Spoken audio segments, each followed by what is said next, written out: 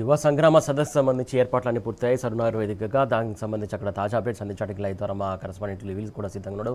లివిల్ చెప్పండి, అన్ని ఏర్పాట్లు పూర్తయినట్టు తెలుస్తుంది. కాసేపటి క్రితం కూడా కొంతమంది బీఆర్ఎస్ శ్రేణులు కూడా పరిశీలించినట్టు తెలుస్తుంది. దీనికి సంబంధించి డీటెయిల్స్ ఏంటి?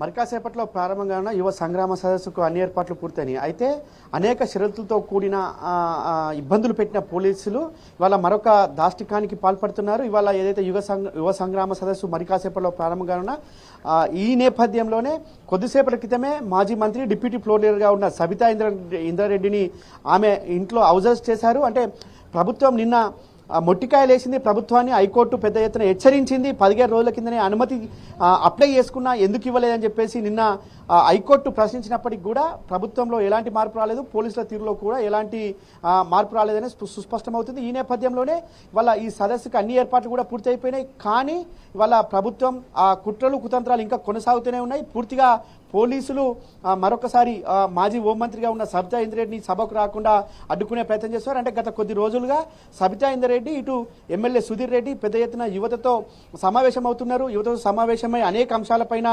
చర్చిస్తున్నారు. జాబ్ క్యాలెండర్ ఏదైతే ఉందో జాబ్ క్యాలెండర్ సంబంధించిన అంశం కావచ్చు, నిరుద్యోగ భృతి కావచ్చు, ఏదైతే 2 లక్షల ఉద్యోగ కల్పన కావచ్చు, ఏదైతే కానిస్టేబుల్ అభ్యర్థులకు సంబంధించిన వయోపరిమితి, అన్ని అంశాలపైన కూడా విస్తృతంగా పర్యటనలు చేస్తున్నారు. యువతతో వారు మమేకం అవుతున్న నేపథ్యంలోని వాళ్ళకి కావాలని ఒక కక్షపూరితంగా వ్యవహరిస్తున్న తీరు మరొకసారి కనిపిస్తుంది. నిన్న హైకోర్టు మొట్టికాయలు వేసినప్పటికీ కూడా ప్రభుత్వంలో ఇటు పోలీస్ శాఖలో ఎలాంటి మార్పు రాలేదు. నిన్న ప్రత్యేకంగా మల్కజ్గిరి కమిషనర్ను ప్రత్యేకంగా హెచ్చరించింది హైకోర్టు. 17 రోజుల కింద అప్లై చేసుకుంటే మీరు ఎందుకు దీన్ని రిజెక్ట్ చేయలేదు, ఎందుకు దీన్ని అనుమతించలేదని చెప్పింది. అయినప్పటికీ కూడా ప్రభుత్వంలో ఇప్పటికి కూడా మార్పు రాకపోవడం కొంత అంటే పూర్తిగా ప్రభుత్వంలో ఒక నిర్లక్ష్యమైన ధోరణి కనిపిస్తుంది. ప్రభుత్వంలో ఒక అసమర్థత కనిపిస్తుంది. ఇంకోటి ఏంటంటే ఖచ్చితంగా ఇది సభ విజయవంతం అవుతుంది. భవిష్యత్తులో యూత్ అంతా ఖచ్చితంగా కాంగ్రెస్ పైన తిరగబడతారు, కాంగ్రెస్ను ఎక్కడికక్కడ ప్రశ్నిస్తారని చెప్పేసి ఇవాళ ఈ నేపథ్యంలోనే దీనికి అనుమతి ఇచ్చినప్పటికి కూడా ఎక్కడికక్కడ అవసరం చేయడం ఖచ్చితంగా ఇది దుర్మార్గం అని చెప్పేసి కూడా మండిపడుతున్నారు. ఇప్పటికైనా ప్రభుత్వం పోలీసు యంత్రాంగం ఆ దిశగా ఆలోచన చేసి హైకోర్టు అనుమతి ఉన్న నేపథ్యంలో వెంటనే ఎవరికి కూడా అవసరం చేయకుండా ఖచ్చితంగా సభకు వచ్చేలా చూడాలని చెప్పేసి కూడా డిమాండ్ చేస్తున్నారు. లేని పక్షంలో ఖచ్చితంగా ఇవాళ ఈ యువ సంగ్రామ సదస్సు వేదికగా మరొకసారి జంగు సైరన్ మోగించడానికి బీఆర్ఎస్ వర్కింగ్ ప్రెసిడెంట్ కేటీఆర్ సిద్ధమయ్యారు. ఇప్పటికే అన్ని అంశాలపైన కూడా అంటే యూత్కు సంబంధించిన అన్ని అంశాలపైన కూడా ప్రభుత్వం యొక్క మోసాలను, ప్రభుత్వం యొక్క కుట్రలను ఈ వేదిక నుంచి మరొకసారి కడిగిపారేనారు. ఇప్పటికే 2 లక్షల ఉద్యోగాల కల్పన విషయంలో పూర్తిగా వైఫల్యం చెందింది, విఫలమైపోయింది. కేవలం ఆ మేనిఫెస్టోకే పరిమితం చేశారు. దాన్ని వాళ్ళ మేనిఫెస్టో కమిటీ చైర్మన్గా ఉన్న శ్రీధర్ బాబే స్వయంగా 2 లక్షల ఉద్యోగాలు ఇస్తామని చెప్పలేదు అనడం వెనుక ఖచ్చితంగా అంతర్యం కనిపిస్తుంది. వాళ్ళ పూర్తిగా జాబ్ క్యాలెండర్ లేదు, ఆ 2 లక్షల ఉద్యోగాలు లేవు, ఇవాళ నిరుద్యోగ భృతి లేదు, వారు ఇస్తానన్న ఏది కూడా ఇవాళ లేదు అనడానికి ఇదే నిదర్శనం. వాళ్ళ గతంలో అసెంబ్లీ సమావేశాల సాక్షిగా ఆనాడు బట్టి విక్రమార్క ఇదే విషయాన్ని చెప్పారు. మేము ఎక్కడ చెప్పాం నిరుద్యోగ భృతి అని చెప్పారు. కానీ ఇదే వేదికగా ఆనాడు ప్రియాంక గాంధీని తీసుకొచ్చి యూత్ డిక్లరేషన్ చేసి 2 లక్షల ఉద్యోగాలతో పాటు నిరుద్యోగ భృతితో పాటు జాబ్ క్యాలెండర్ విషయాన్ని పెద్ద ఎత్తున ప్రచారం చేసుకున్నారు. యువతలో ఒక రకమైన ప్రోత్సాహం చేశారు. కానీ వాళ్ళవన్నీ పక్కన పెట్టి కేవలం వారు అనుకున్నది చేసే విధంగా, వారు నచ్చినట్లు వ్యవహరించే విధంగా ఇవాళ ప్రభుత్వం చర్యలు కనిపిస్తున్నాయి.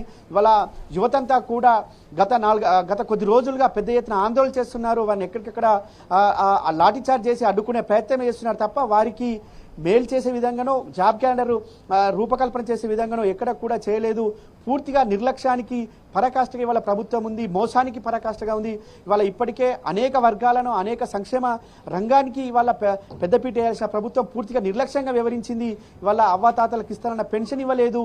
ఇవాళ ఏదైతే తల్లికి అత్తకి కోడలికి ఇస్తానన్న పెన్షన్ కూడా ఇవ్వలేదు. ఏది ఇవ్వని ఈ ప్రభుత్వం ఇవాళ యువతను కూడా నట్టేట ముంచింది అనడానికి ఇదే సాక్ష్యం. ఆనాడు స్వయంగా రాహుల్ గాంధీ అశోక్ నగర్ చౌరస్తా వచ్చి మెట్లపైన కూర్చొని టీ తాగి మీకు 2 లక్షల ఉద్యోగాలు కల్పిస్తామని చెప్పేసి పెద్ద పెద్ద మాటలు చెప్పారు. ఇవాళ రాహుల్ గాంధీకి అపోజిషన్ లీడర్గా కేంద్రంలో ఉద్యోగం వచ్చింది. ప్రియాంక గాంధీకి వయనాడులో ఉద్యోగం వచ్చింది. ఇక్కడ ఉన్న ఆనాడు అనేక మంది నిరుద్యోగులుగా, రాజకీయ నిరుద్యోగులుగా ఉన్న చాలా మందికి వాళ్ళ ఎమ్మెల్సీలకు అవకాశం వచ్చింది. కానీ ఇవాళ నిరుద్యోగులకు మాత్రం ఉద్యోగాలు రాలేదు. ఆనాడు ప్రతి ఇంటికెళ్ళి మేము మీకు ఉద్యోగాలు కల్పిస్తామని చెప్పి పెద్ద పెద్ద మాటలే చెప్పారు తప్ప అవి అన్ని మూటలే తప్ప ఇవాళ ఎక్కడ కూడా కార్యరూపం దాల్చలేదు. పూర్తిగా వాళ్ళ వైఫల్యానికి పరాకాష్ఠగా కాంగ్రెస్ ప్రభుత్వం ఉంది. ఏ వర్గానికి కూడా న్యాయం చేయలేదు, ఏ వర్గానికి కూడా ఇవాళ వీరు ఇచ్చిన హామీలు అమలు చేయలేదు, కనీసం 1% కూడా హామీలు అమలు చేయలేదని చెప్పేసి ఇవాళ పెద్ద ఎత్తున రోడ్లెక్కుతున్న పరిస్థితి కనిపిస్తుంది. కానీ ప్రభుత్వం అవన్నీ ఏది పట్టనట్టు ఒక నిర్లక్ష్యపు ధోరణి వ్యవహరిస్తుంది. అదే కాకుండా ఇవాళ కుట్రలు కుతంత్రాలకు కూడా మళ్ళీ తెరదీసింది. నిన్న హైకోర్టు మొట్టికాయలేసి హైకోర్టు స్పష్టంగా చెప్పినప్పటికీ కూడా ఇవాళ మళ్ళీ అవసరం చేయడం వెనుక అంతర్యం ఏంటంటూ కూడా బీఆర్ఎస్ పార్టీ నాయకులు మండిపడుతున్నారు.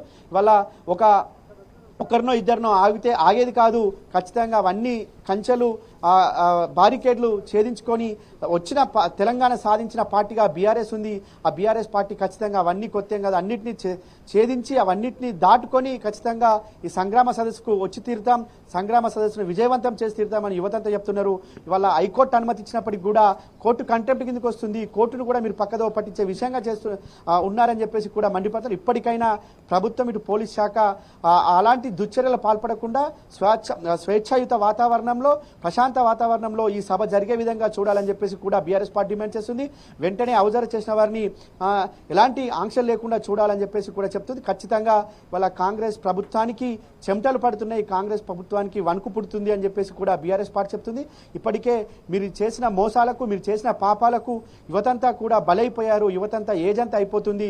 కానిస్టేబుల్ అభ్యర్థులకి వయోపరిమితి పెంచాలని చెప్పేసి రోడ్డెక్కితే కనీసం కూడా వారిని పిలుచుకోనో వారితో మాట్లాడే ప్రయత్నం చేయలేకపోవడం కూడా దుర్మార్గం అని చెప్పేసి కూడా యువతంతా మండిపడుతున్నారు.